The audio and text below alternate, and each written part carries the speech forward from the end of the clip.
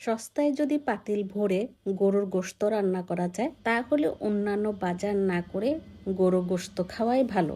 কি বলেন সবাই? কারণ সব কিছুরই দাম বেশি। একটা সময় অন্যান্য শাক সবজি বাজারের তুলনায় আলুর দামটা একটু কম ছিল, তখন মানুষ আলু ভর্তা আর ডাল খেয়ে তৃপ্তির ঢেকুর তুলত। কিন্তু এখন আর সেই আগের দিন নেই। সব কিছুর দামের সাথে সাথে আলুর দামটাও বেড়ে গেল। এখন অনেকেই মনে করবেন সস্তায় যেহেতু বলেছি তাহলে হয়তো স্বপ্ন থেকে আমি এই গরুর গোশতটা এনেছি। তা কিন্তু নয়। যাই হোক, কোথা থেকে গরুর গোশতটা আনা হলো আর কত টাকা কেজি বা নিল সবকিছু আপনাদের সাথে শেয়ার করব। আসসালামু আলাইকুম। আশা করি সবাই ভালো আছেন। আলহামদুলিল্লাহ, আমিও আপনাদের দোয়ায় ভালো আছি। বারান্দায় বসেছিলাম, অনেক শীত পড়েছে। দুদিন যাবৎ ঢাকায় অনেক শীত পড়াতে বারান্দায় বসেছিলাম রোদ পোহাতে, কিন্তু রোদের দেখা পেলাম না। রোদের দেখা না পেয়ে কাজটা সেরে নিলাম।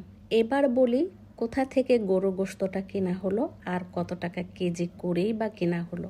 যাই হোক, আমি যেহেতু ঢাকা থাকি, ঢাকা মিরপুরে আমাদের এলাকাতে একটা নতুন দোকান হয়েছে। সেই দোকানের মালিক এখন একটু কমে বিক্রি করছেন গরুর গোশত। যেহেতু নতুন দোকান দিয়েছেন, তাই হয়তো ব্যবসার টেকনিক হিসেবে কাস্টমার ধরার জন্যই কিন্তু তিনি 650 টাকা কেজি করে গরুর মাংস বিক্রি করছেন।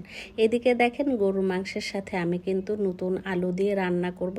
একটু কিপটামি করতে চেয়েছিলাম। এখানে আমি কিপটামির কথা কেন বললাম আপনারা আমাকে একটু কমেন্টে জানাবেন তো, আপনারা কিছু বুঝতে পেরেছেন কিনা।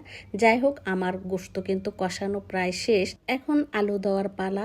আর আমার কিন্তু এখানে পুরাতন আলু ছিল, একটা বড় পুরাতন আলু আর নতুন আলু দুইটা মিলে মিশেই কিন্তু আমি রান্না করেছি। আর দেখেন, রান্নার শেষে আমি কিন্তু আস্ত রসুন মানে কোয়াগুলো আস্ত আস্ত রেখে তারপর কাঁচামরিচও দিয়ে দিচ্ছি, কারণ আমার কাছে মনে হয় যে ঝাল কম হয়।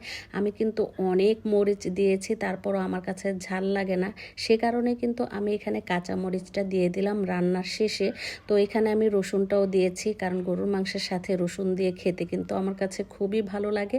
এদিকে দেখেন, আমি কিন্তু সব কাজ টাজ গুছিয়ে রাখছি। তার কারণ হচ্ছে আমার ছেলের যেহেতু এক্সাম শেষ, এখন আমি সব কিছু পরিষ্কার করে রেখে তারপর গ্রামে যাব। জানি গ্রাম থেকে আসার পরে আবার আমাকে পরিষ্কার করতে হবে, কিন্তু এই যে এইসব কাজগুলো তো আর এসে করতে হবে না। তাই যাওয়ার আগে যা যার কাজ ছিল সব কিছু আমি গুছিয়ে রেখে তারপর চলে যাব। আর এদিকে দেখেন, আমি যা রান্না করেছি সাথে দেখেন আস্ত রসুনগুলো নিয়েছি। এই আস্ত রসুনের সাথে ঝোল দিয়ে যখন আপনি মেখে খাবেন, খাবারটা সত্যি অসাধারণ লাগবে। এইদিকে দেখেন, যখন কাছে থাকবো তখন কিন্তু দুধের বলক আসবে না। যেই একটু দূরে চলে যাব ঠিক তখনই বলক এসে পড়ে যাওয়ার মতো অবস্থা।